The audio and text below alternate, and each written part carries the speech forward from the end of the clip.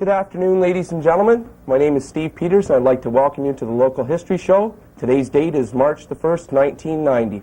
Just like to make a few announcements first. If you're interested in local history or genealogy, we have a couple organizations in St. Thomas that might interest you. On the second Wednesday of every month, the Ontario Genealogical Society meets in the public library at 8 p.m. And if you're interested in local history, the Historical Society meets the third Wednesday of every month. Its meeting places vary. The next meeting is going to be at the St. Thomas Public Library on March the 21st at 7:30.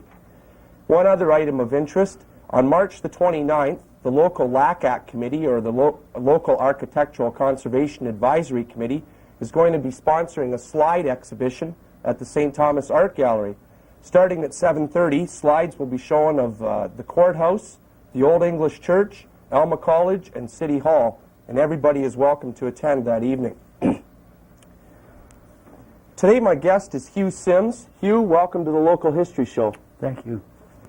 Hugh was born in 1915, attended school in St. Thomas, later went overseas, attended school in England, came back to St. Thomas and worked at various jobs in the city.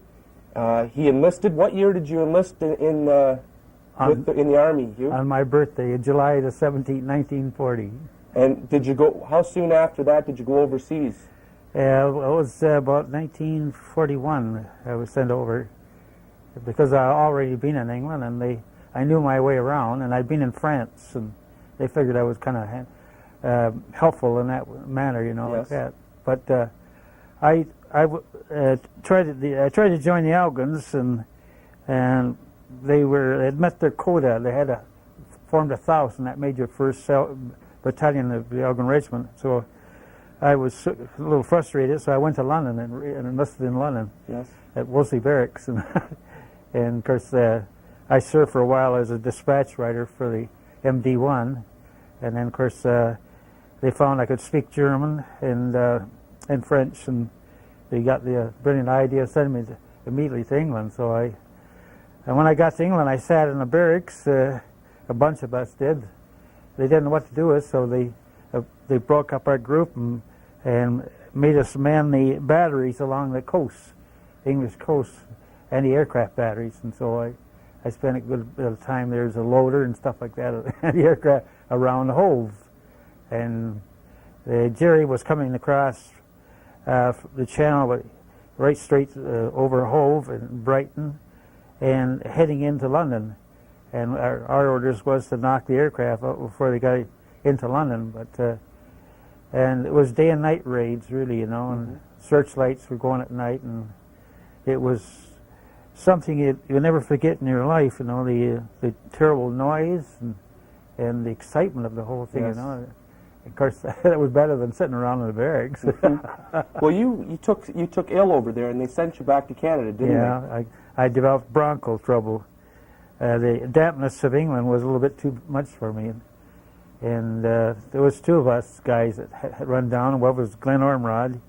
He had bronchial problems, and Glenn has only got one lung as it is right now. But and of course, they sent me back, and of course.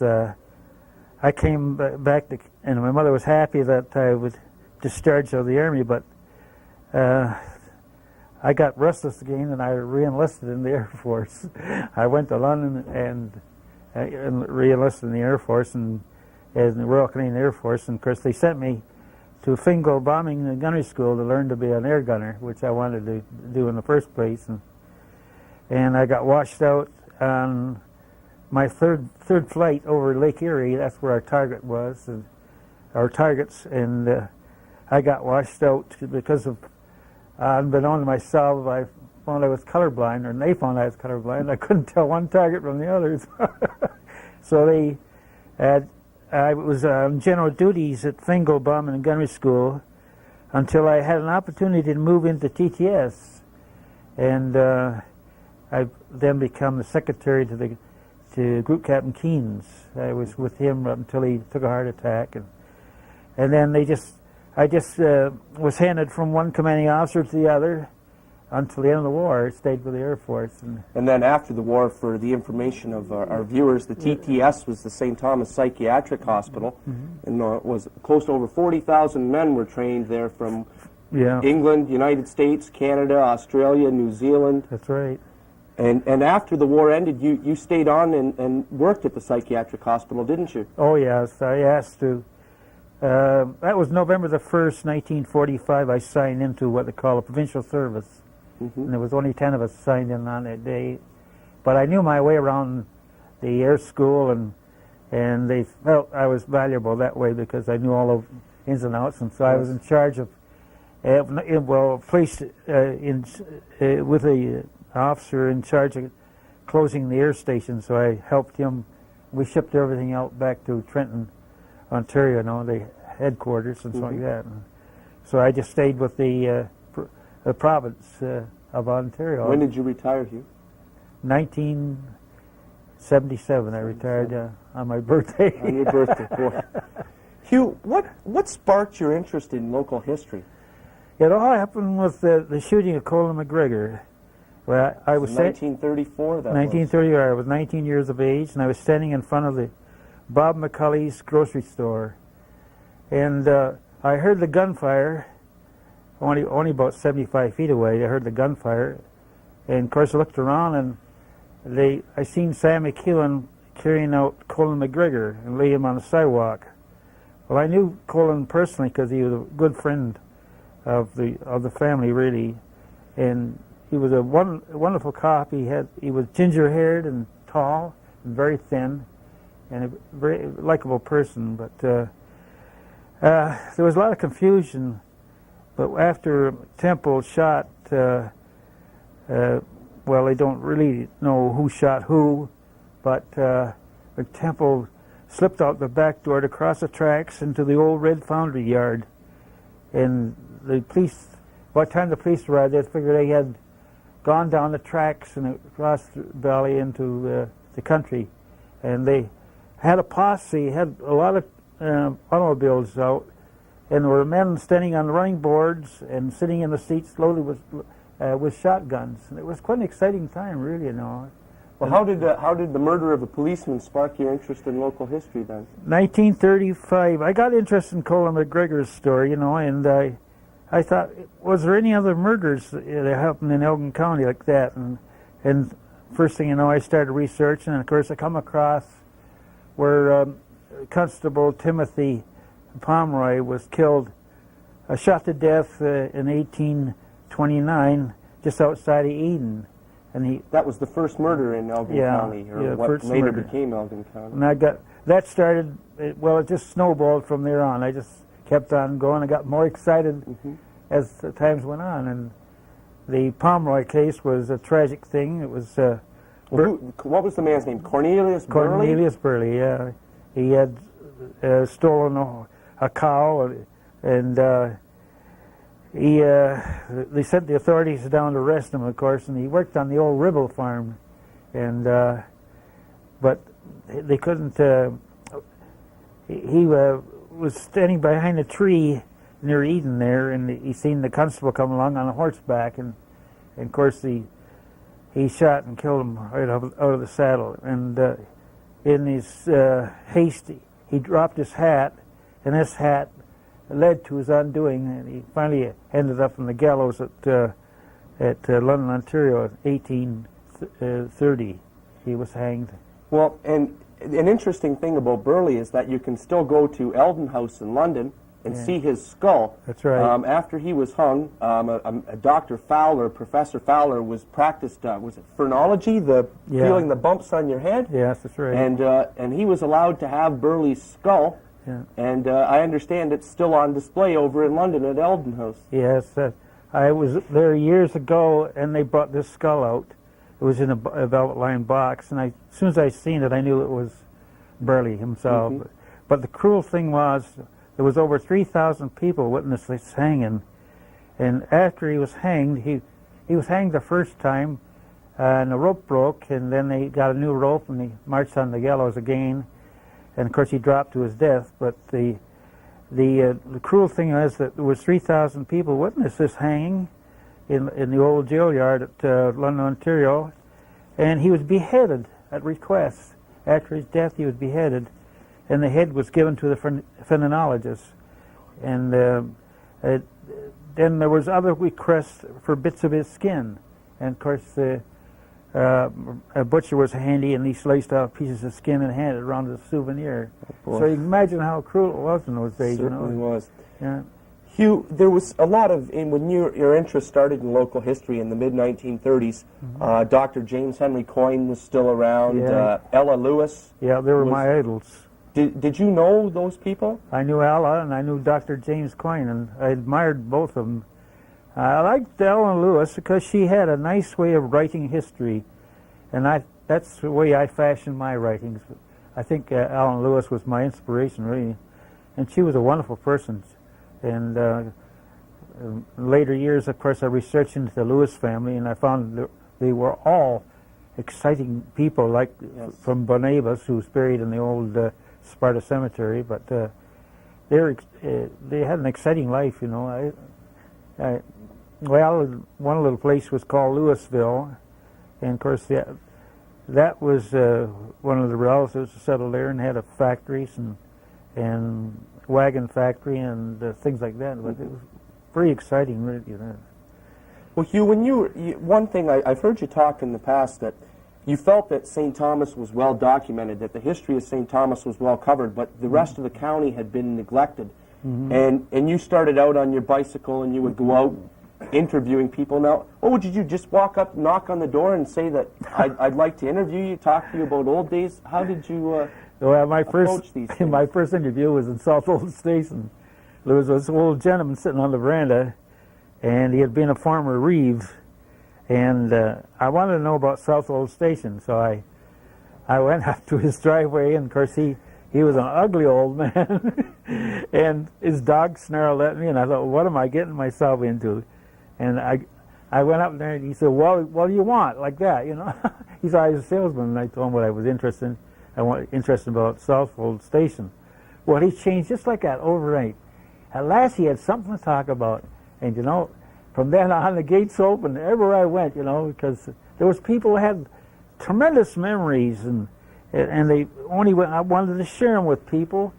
I wanted somebody to come along to share them with, and this is the part I found that old folks and the senior citizens that in those days had their children wasn't interested in their past lives or what happened. Yeah. They were too busy with their own lives. And when I come along, well, I was welcome like the flowers of May, you know, because they found somebody to talk to. And the results is I interviewed 1,800 people in those 50 years. Right. So I often wonder, one time I got very discouraged, and it was a write-up I made up, and I was very discouraged, and I was going to throw it all to the winds. But I got thinking about, I was instrumental in preserving the memories of these people. Yes, sir. And it was up to me, it was my duty to make a record of all this stuff. So that's how it all started. I knew I had an obligation, you know, something to fulfill. The only time I stopped doing that was when I went to war. And when I come back after the war, a lot of the old buildings had been torn down, and a lot of the old people I knew had passed away, you know. But I think the one part that got me was at Tyrconnell. There was an old gentleman there. He was full of information.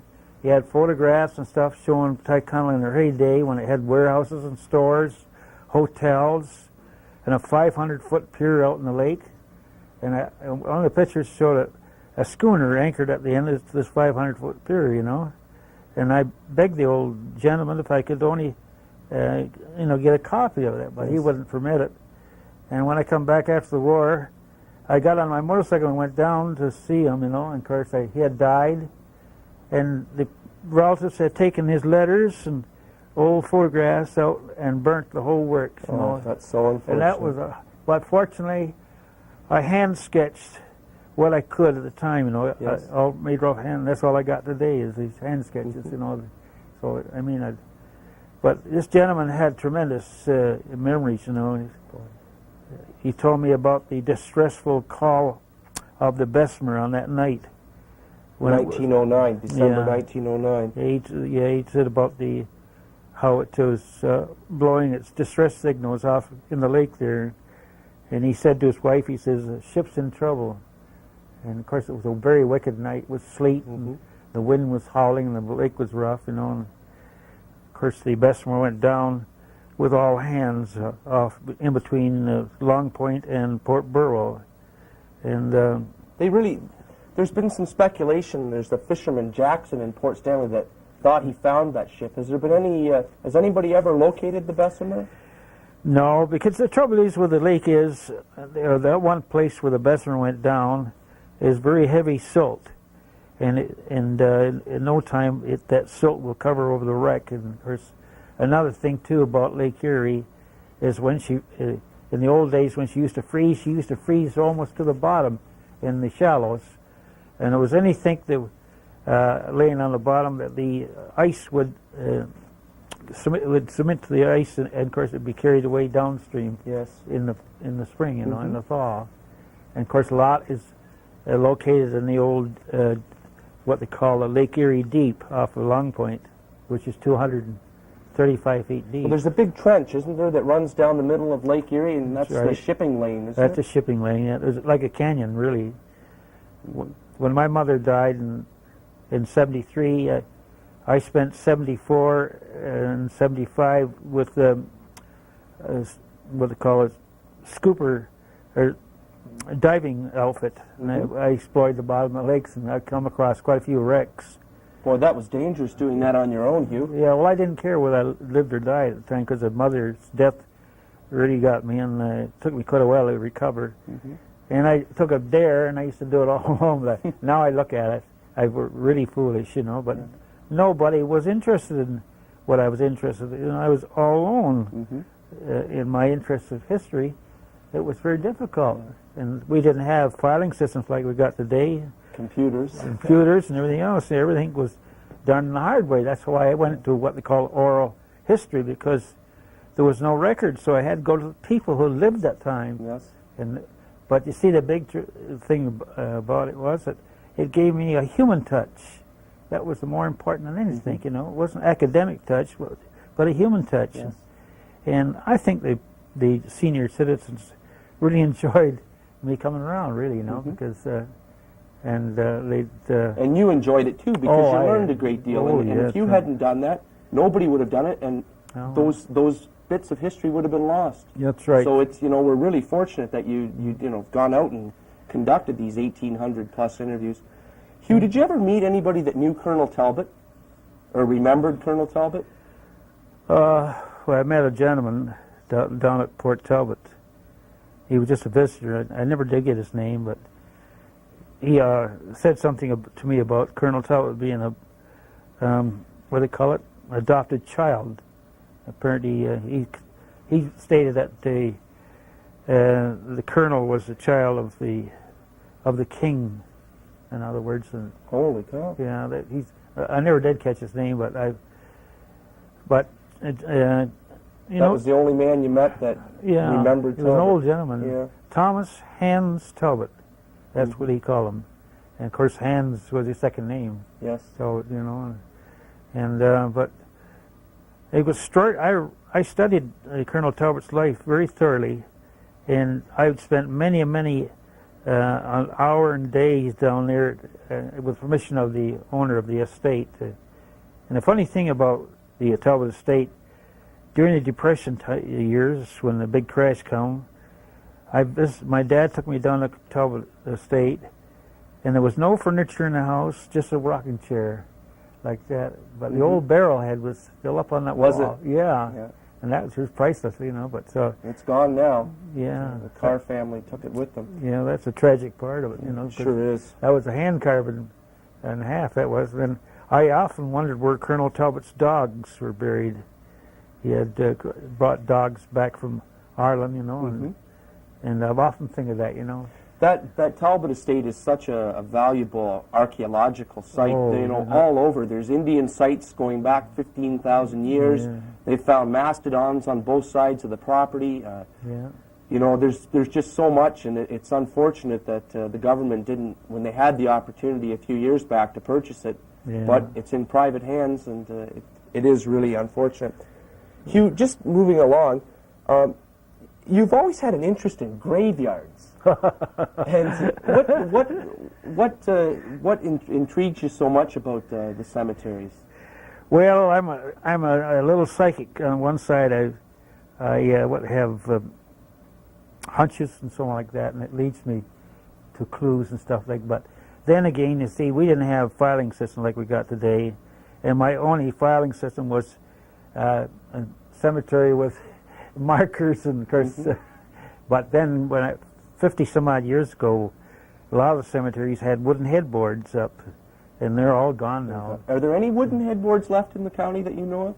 No, only one in the church, St. Thomas Anglican Church on Walnut Street. There's a wooden headboard inside there that they had found, and they preserved it, but that's all that's left today. But I remember one wooden headboard on the Fingal Road in between St. Thomas and Middlemarch, where the school is now.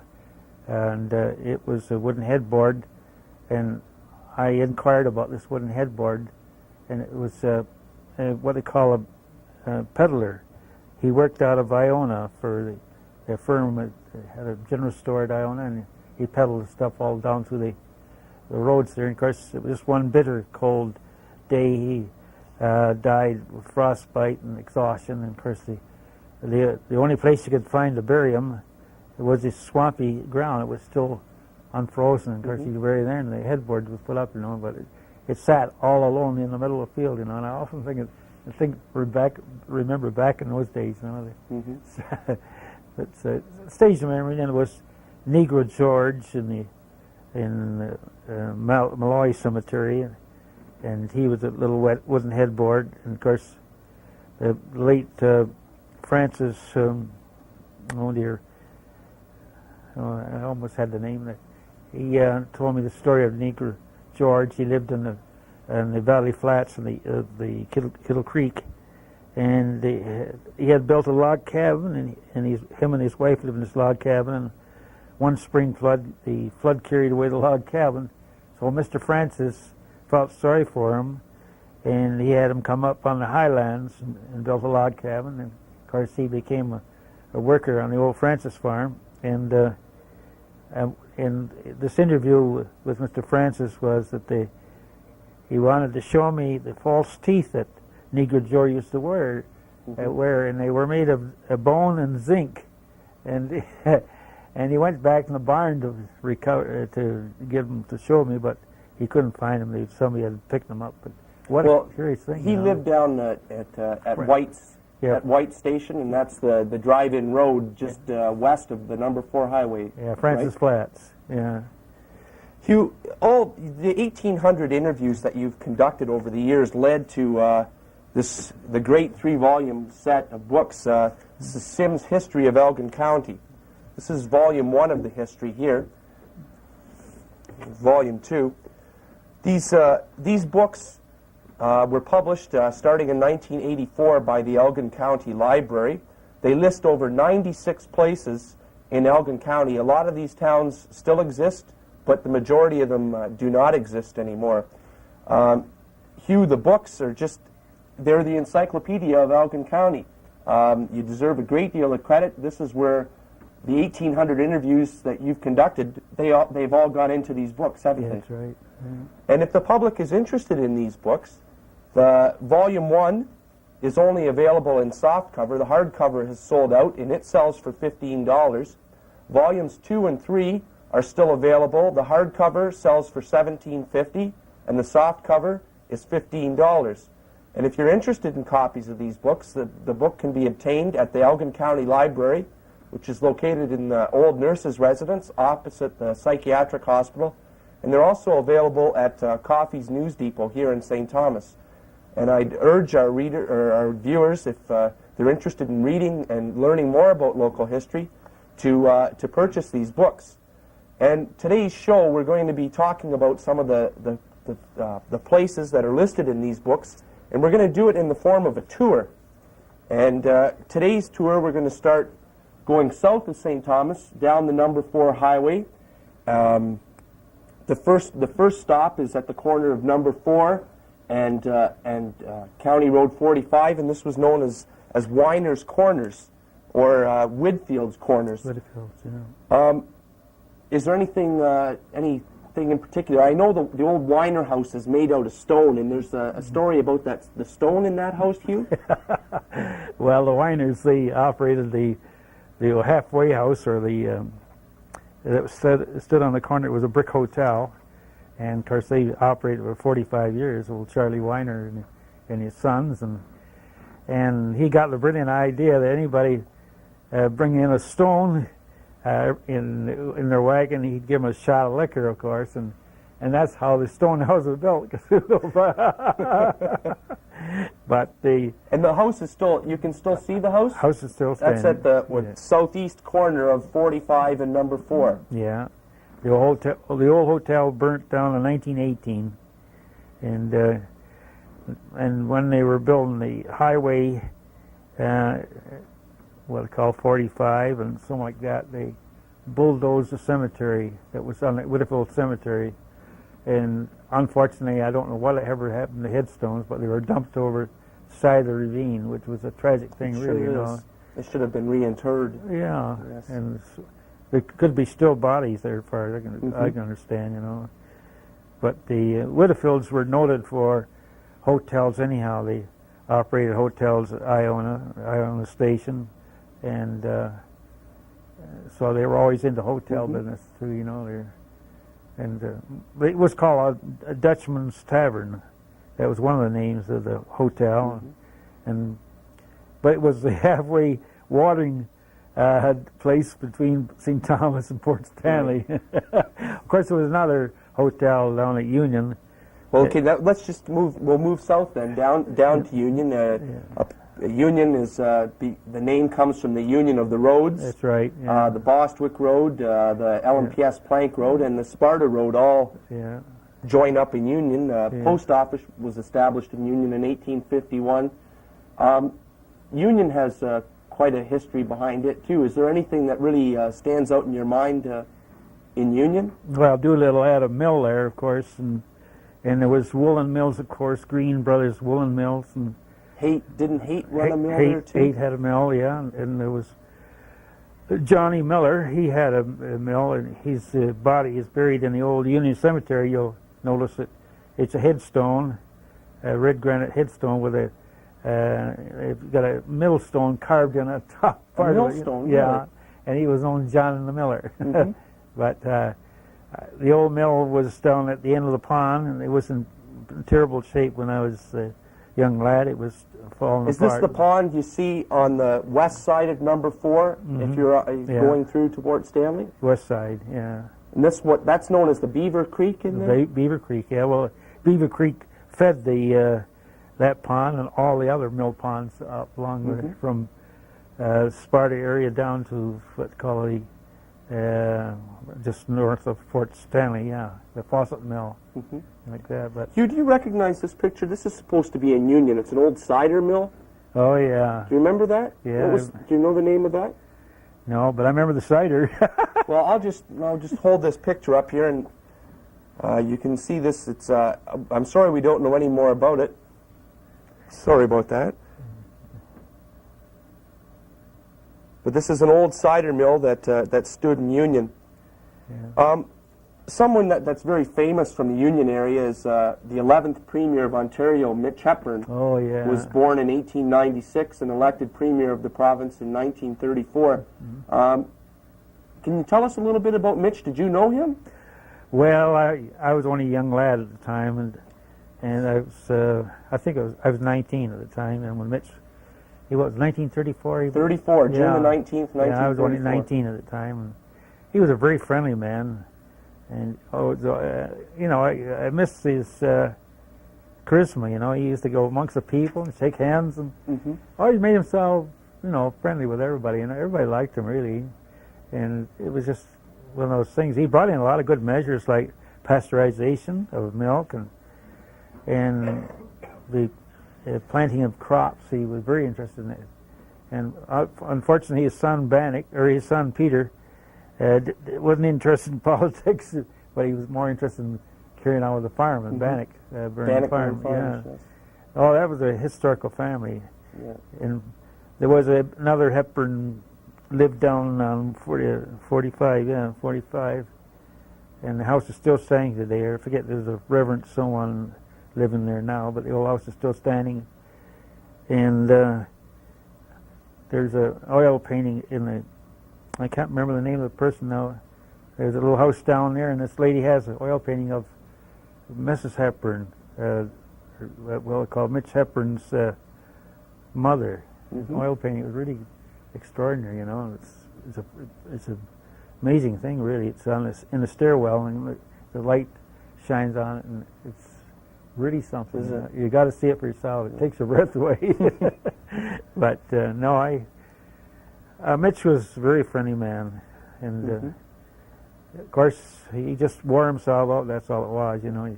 He only got so much to give to the public, and then of course exhaustion. That's what killed him. Actually, he just was exhausted. That's all. And he went to bed in his own old bedroom where he was born, and he died there in his sleep.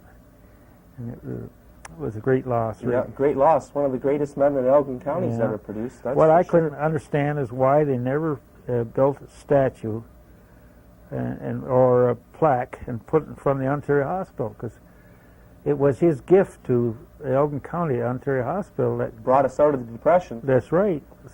St. Thomas was in a terrible shape before that.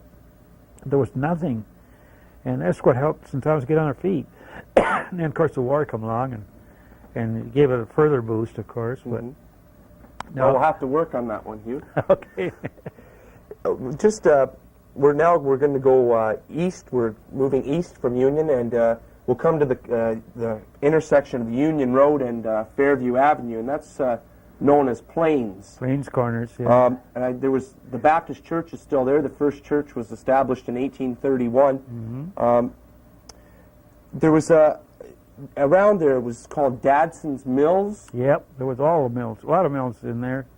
Yeah, Dadson's was they're located there. Yeah, but up the stream from there was the old miner mill. Of course, you can still see the mill dam of the old miner mill when you go up on the way to Sparta, but the mill operators had a little trick of their own. See, there was only so much water coming down Beaver Creek, and one mill would operate on its water, and the spill would go down to the next mill and accumulate in the next mill dam, and that mill would take over and operate, and so on all the way down. So you had to have the cooperation between the different millers. Oh, they had it really down to a science. But the trouble is, when it was real dry weather, of course, the mill, called Foss's Mill, would have no water to operate on, so they went over to steam finally, you know, but of course it was too expensive, really.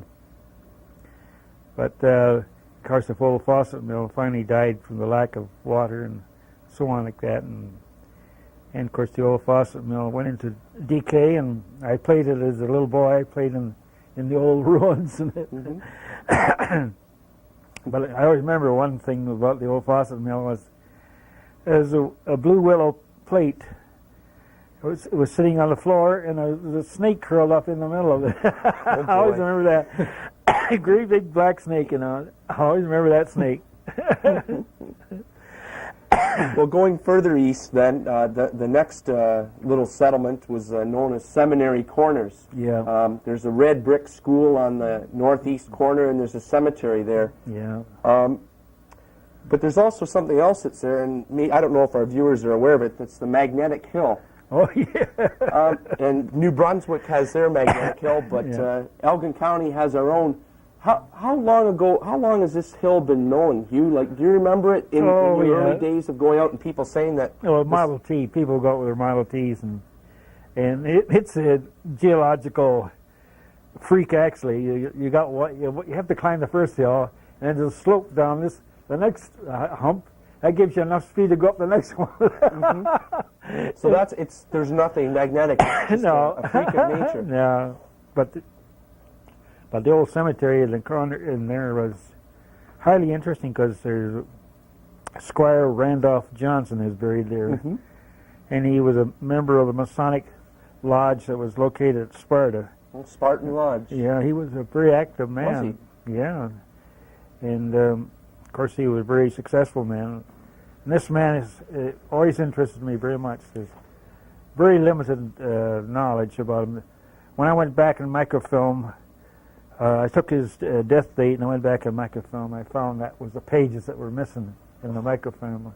So isn't that frustrating? I had to go the hard way. And one day I received, after I'd published this book here, I received a letter from Mr. Johnson in the United States, and he thanked me very much for preserving the memory of his great-great-grandfather. And I said, I never knew my grandfather until I read about him in your book, and that's what makes you feel good. Yes, there, you see? I bet it does. Yeah, you kind of revive that. It's strange now, the dead do talk. They talk in some way, like the literature, letters, photographs, or buildings.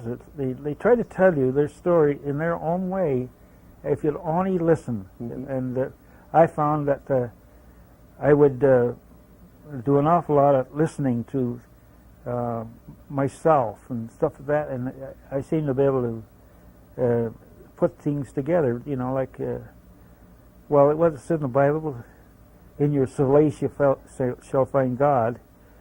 Well, I think in your solace, a man thinks a great deal. He does a lot of exploring of his own personal life and the lives of others, and this is part that it opens up new fields. Well, for instance, at Eagle, I was doing research on Dr. Brock. I was standing in the cemetery, and I knew I had an exciting story because my heart was going like mad.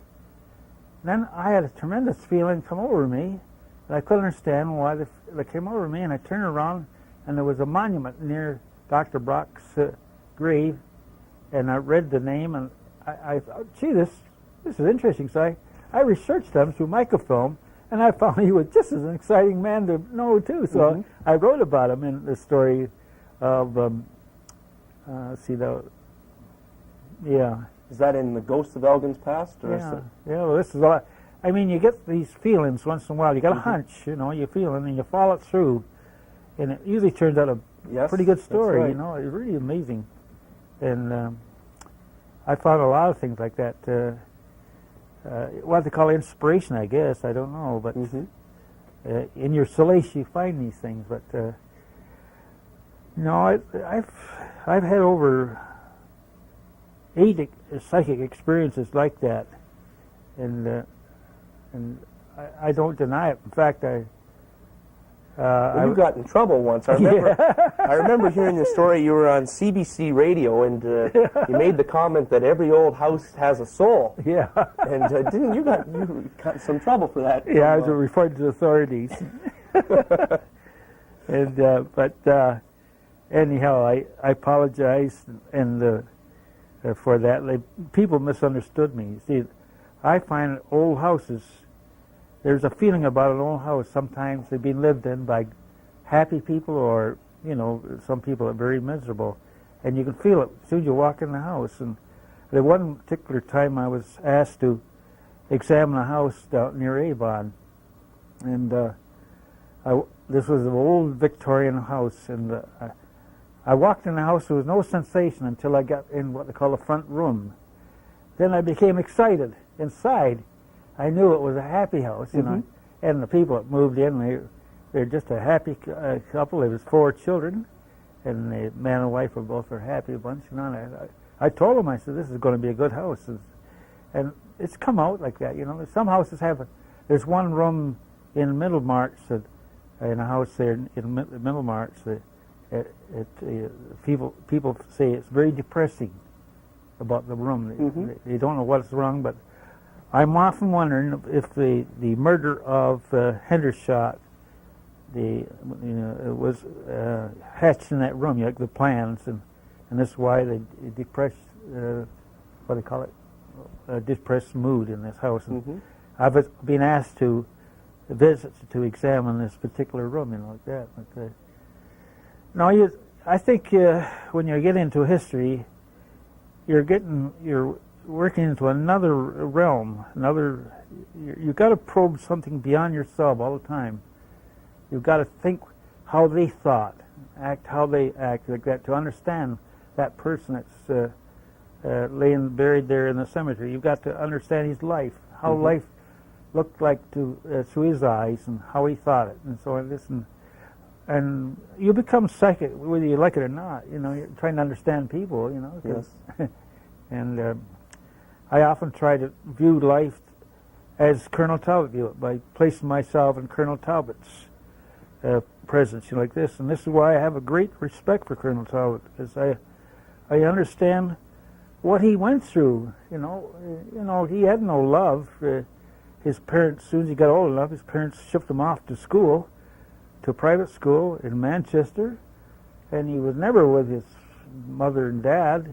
And as soon as he got old enough, he was in the British Army, and he served in Ireland as an aide-de-camp, and then from there he went into what they call the armed forces. It was a lonely life, but I admired him. I still admire Colonel Talbot. He had his funny ways, but when you're bushed like that, a person takes on a strange being. For instance, when I was up in North Country, I noticed men, when they go bush, they go two extremes. They go extremely clean or extremely dirty, and they become withdrawn. And I remember one old gentleman sitting in the log cabin, and the log cabin was neat as a pin. It had little paper doilies on the shelf. Everything was neat, And he was a nice old gentleman. He went that way, and he had a dog, and I remember he said it was the only love you could buy was a dog. And I always remember that. And then another case was an old lumberjack, and he wore layers and layers of shirts over shirts, and he never took a bath, and the wood ash laid on the floor inches deep, and there was no mattress on the bed, and it was just completely extreme. Right. And I always remember a joke that Reverend Pinkerton said once. He said there was two old gentlemen along this stream, and one morning they rarely spoke to each other. And one morning, one got up and looked down out the door, and he says, "Moose down the creek," like that. And the other one got up and looked out, and he says, "'Tain't moose, it's deer." And the next morning there was a note on the table, "Gone where it's quiet. You talk too damn much." So that's how men go. One extreme to the other. Oh boy. Hugh, we'll just keep. I don't mind digressing either, because I think it's very interesting. Going back now to Dexter. Yeah. Now we're down on the Lakeshore Road. Dexter had a post office established in 1858. Hotel. There was a hotel, a broom factory, a cooperage. That's right. Blacksmith. Is there anything? There was the Black family. There was a real tragedy in Dexter in 1874. Yeah. Could you tell us a little bit about that? Well, I forget the detail. Was it they were? They were digging the well. Digging the well. Yeah, I remember that now. Yeah, that was, well, of course, that's a common thing today. We know it's the gas. They call it, what do they call that gas? Like methane. Methane. Yeah. We figured the boys lost their lives through methane. Digging that well, of course. But there was a lot of tragedy there. The Jones family settled there. It was a Jones settlement down at Dexter, of course, and James and Sarah Jones. Yeah, they were. Well, they were from England, and was their hometown, Dexter. Yeah, that's right. They're buried in the old Union Cemetery, of course. I did a lot of research on the Jones family and the Dones.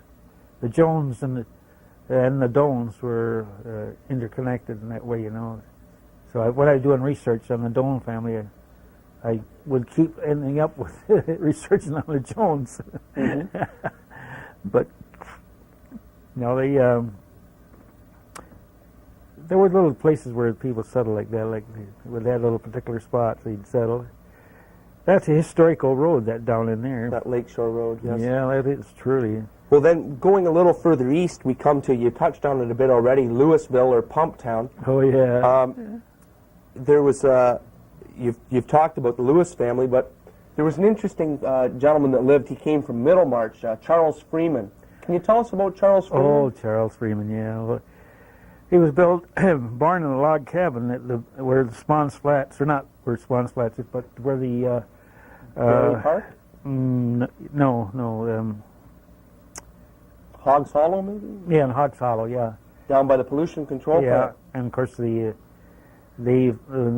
Freemans moved up on the Fingal Road. I can't remember the lot now, but they built a log cabin, and the boy was just a normal boy. Charlie Freeman was just a normal boy, and he was. But it was when he reached a certain age that he started to take on proportions of a giant, and he reached his 6'10". That's what he reached, and he weighed 325 pounds. But he liked to.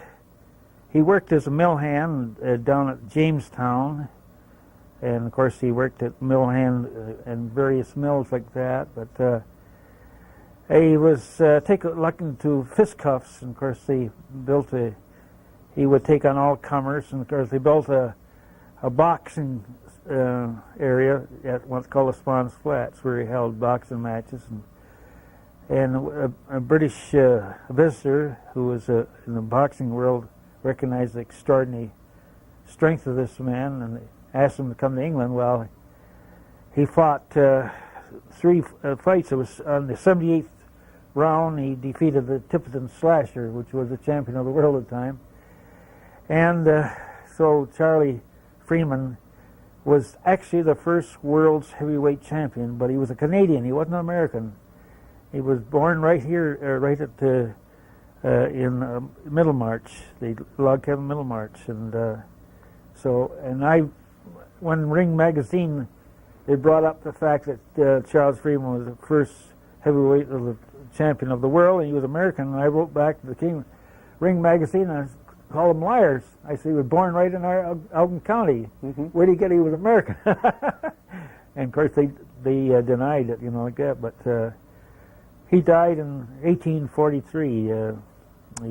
The big trouble is he has a massive strength, and he was huge in size. The only trouble is that he couldn't stand the what they call it, soft living, living a gentleman in England. Mm-hmm. His health went down. He died from consumption, of course. But when he lived around St. Thomas in Middlemarch, he was 6'10" in height. But when he wore his stovepipe hat, plug hat, he looked like a giant of 7'10". Holy cow! So you can see, like, amazing how the children were a little scared of him, because of his size, really, But well, in the reason I asked about Freeman, there was supposed to somebody in Dexter used to have Charles Freeman's boots. Oh, that was at Louisville. Or Louisville, yes. Yeah, it was Mr. Lewis. Yeah, what was his name? Amasa Lewis? Yeah, no. Joel Lewis. Yeah, he had the wagon factory there at Louisville, and people would come to see Joel Lewis, and he always had these boots that belonged to the Charles Freeman. They were size 14, so you can figure out how big they were. Cow. And whatever happened to him, I don't know. When Joel Lewis died, well, a lot of stuff disappeared. And when I was a boy, there was still a lot of hubs laying around the field.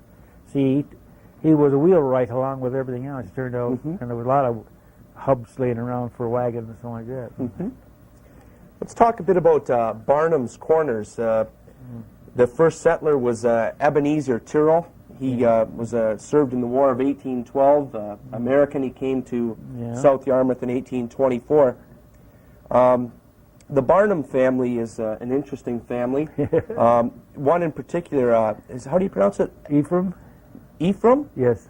Yeah. Could you tell us a little bit about him? Oh, he didn't believe in banks, for one thing, and he had a great deal of money, and he never kept in the banks. And when anybody would come to his place to have a bill paid, he'd go out in the field with his shovel, come back with the money, and I often wonder if they, if people search that field with indicator or Metal detectors. detectors, yeah, to see where the rest of the money is still out there.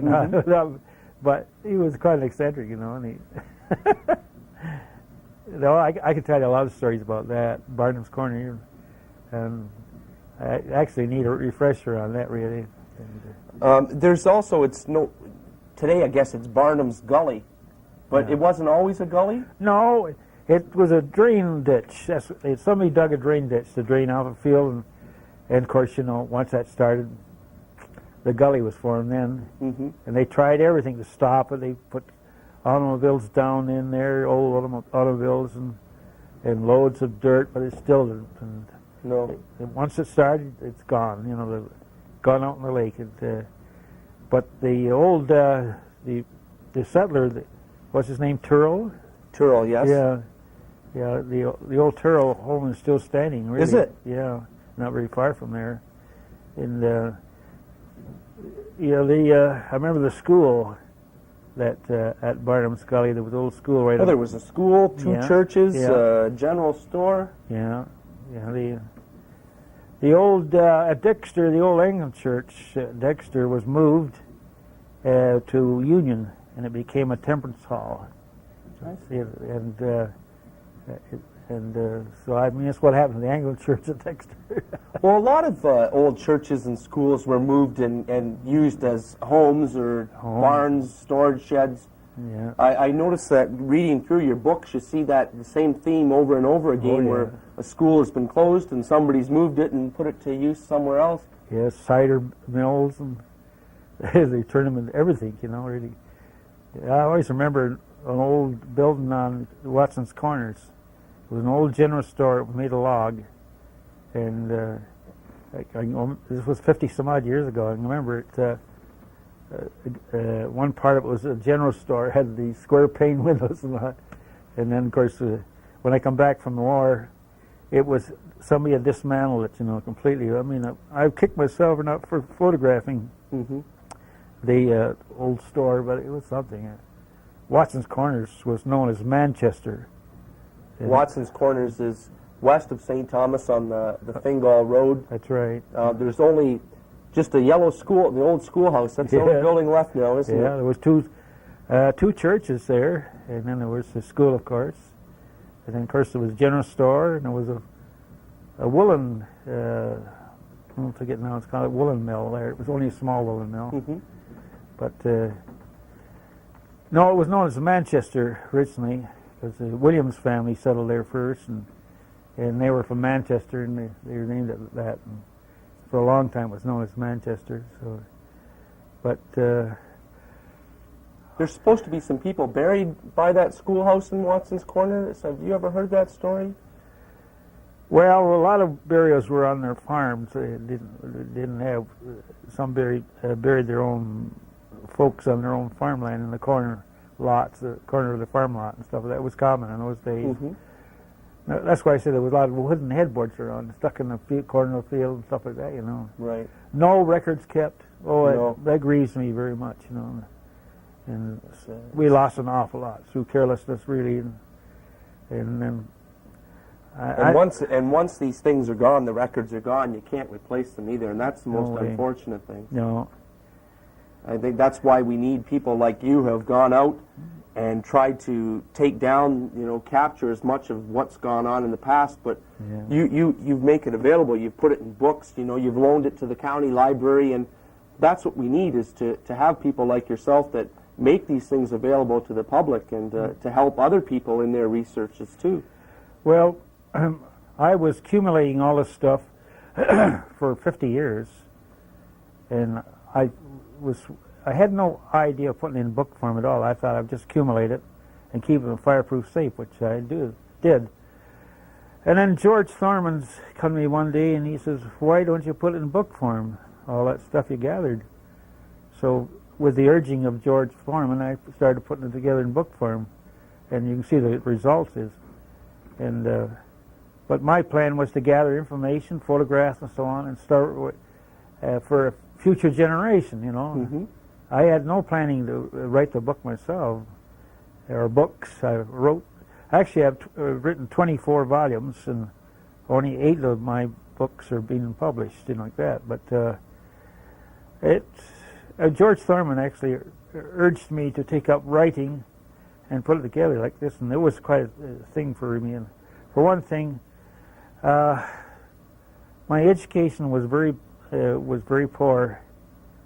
I started to let it slide, and I didn't start creative writing until 50 some odd years ago, and I had to learn to spell all over again, how to use the proper grammar and stuff like this. So I was, during the wartime, was the best break I ever had. Was I was posted with a commanding officer as a on standby duty, and I was in the room next to the commanding officer, and I was on standby, and I had long periods by myself, and so I decided to re-educate myself. So I brought, while I was on duty, I'd take my school books with me and use my standby time to re-educate myself, which was a big break, you see. So the war was handy in that way, helped me to it's if you're determined enough, but I got an awful interest in that. Well, Hugh, we're coming to the end of our first hour. It's hard to believe an hour's gone by already. I'm hoping you'll stay with us and then we can sit and chat some more. We've got a lot of towns to villages to cover yet, and I hope you'll sit with me for another hour and we can continue this discussion. I'd like to thank our viewers for watching Local History today, and please stay tuned, and we look forward to interviewing Hugh Sims for part 2. Some of our upcoming shows, we have Don Cousins is slated, and we'll have 2 shows with Don, and we'll be showing early slides of St. Thomas. Thank you for watching, and thank you, Hugh. Bye now.